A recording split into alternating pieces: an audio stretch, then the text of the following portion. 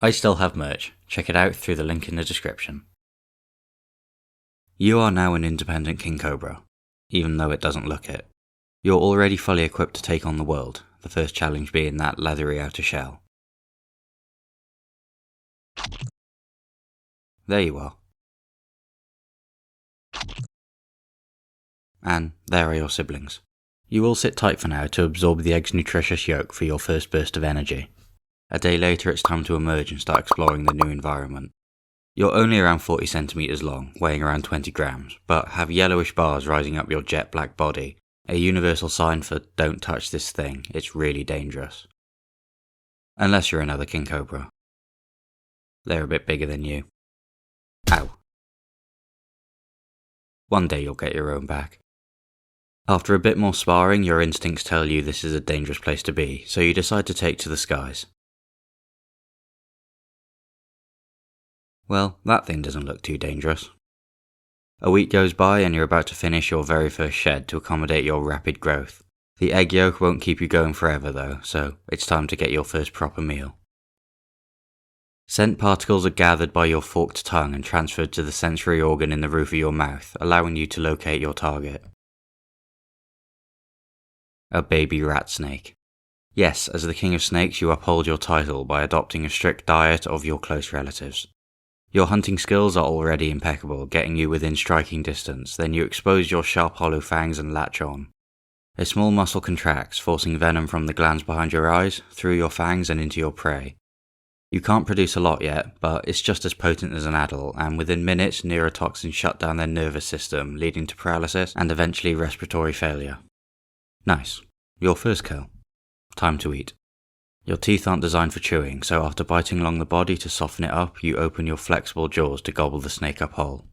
Toxins in your venom have already started digestion by breaking down proteins, allowing your stomach and intestines to finish the job. This large energy-dense meal combined with your slow metabolic rate means you've got a while to go till you need to eat again.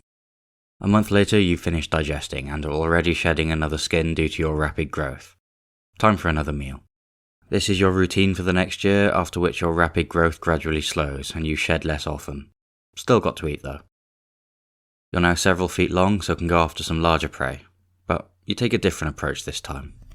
Your golden eyes are capable of spotting movement up to 300 feet away, and you use them to survey the surrounding forest from your cozy spot in the tree. A downside is you could be here a while. Although it may take longer, this hunting technique uses significantly less energy than actively searching, making it your preferred method. Jackpot. 1 second they're enjoying the wonders of nature, next they're helping you reach another foot longer. As the sun sets, you look for somewhere to rest. This looks like a cozy spot. Time to tuck in for the night.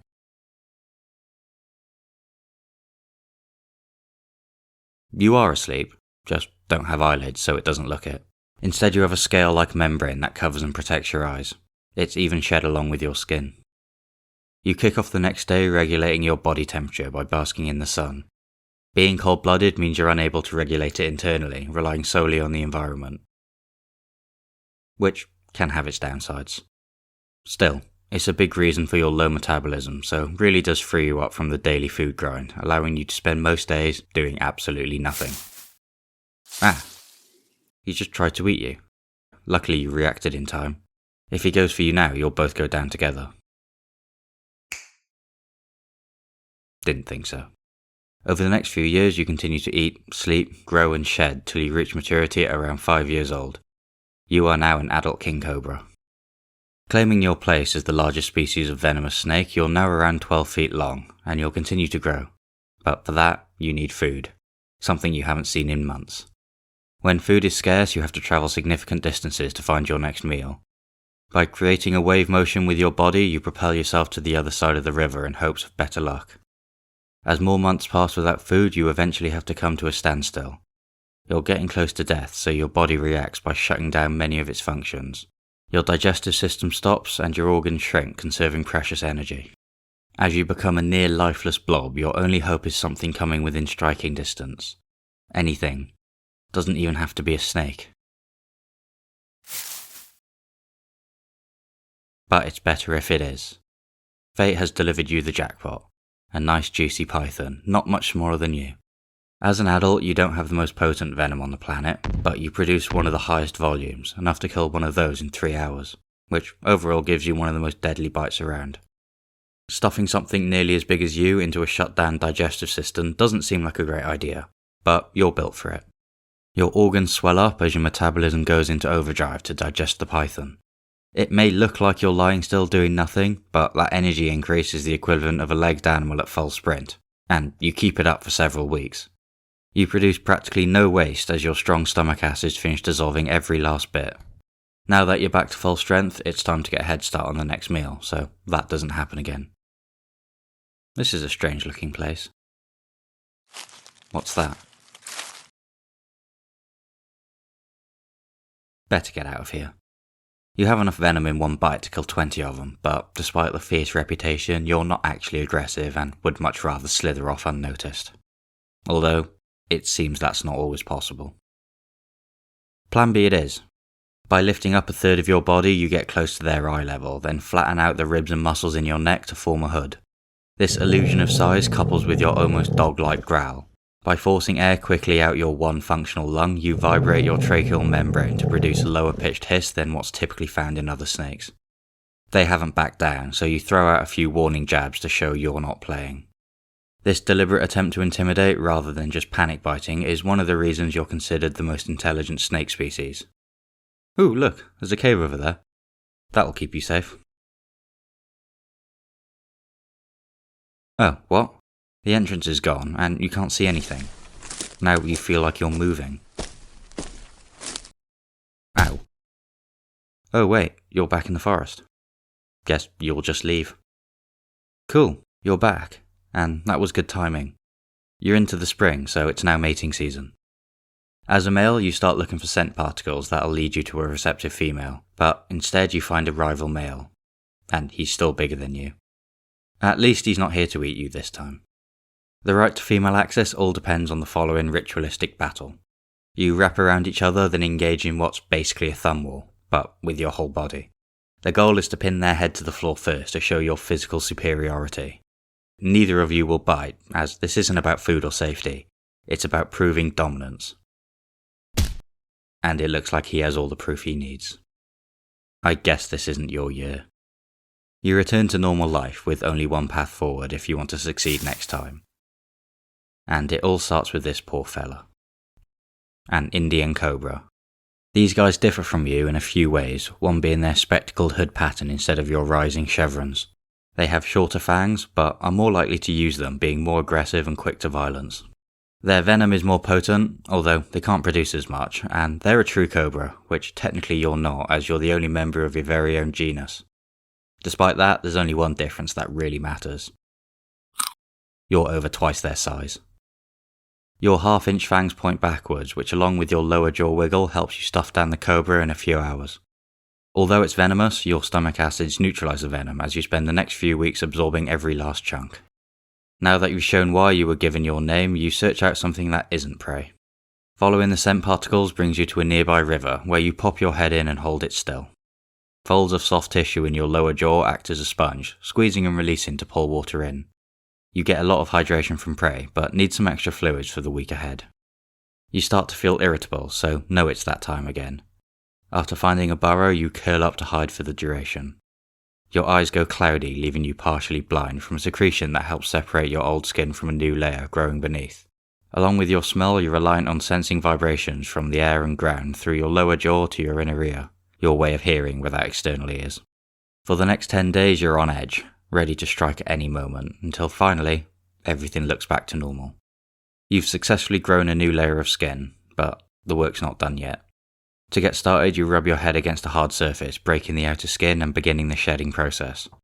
As you slither along, rubbing on anything you can, it gradually peels like a sock, leaving you with a fresh new trim, including new fangs, eye skin, and tongue tips. After making it through, you feel like a new snake, but then remember you still have to do this like every other month. It's a hard life, but necessary, especially if you want to keep putting on size, your goal for the years ahead. Which means the next thing on your checklist is that guy over there. Then rinse repeat. Let's get started.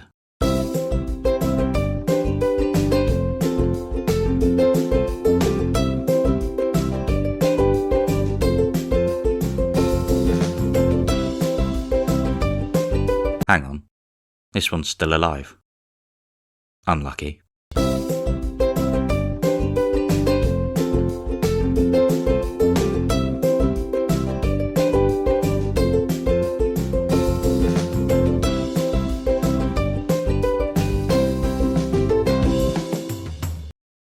Nice.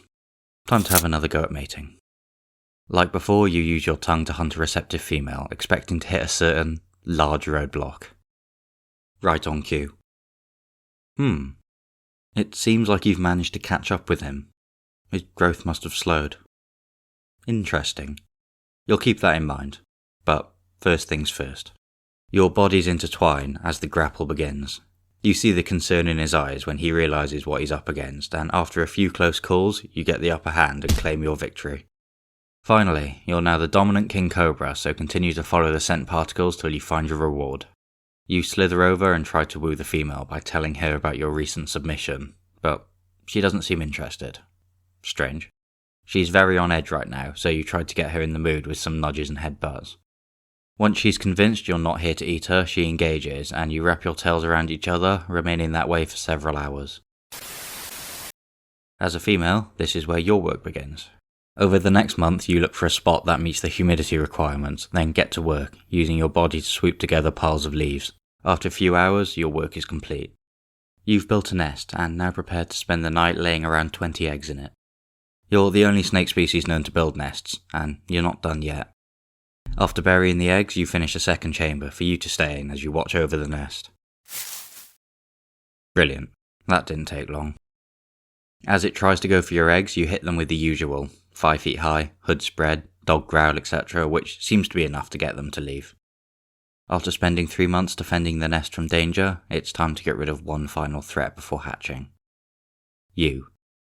You haven't eaten in months, so you're very, very hungry. All you can do now is leave and hope they all make it out okay.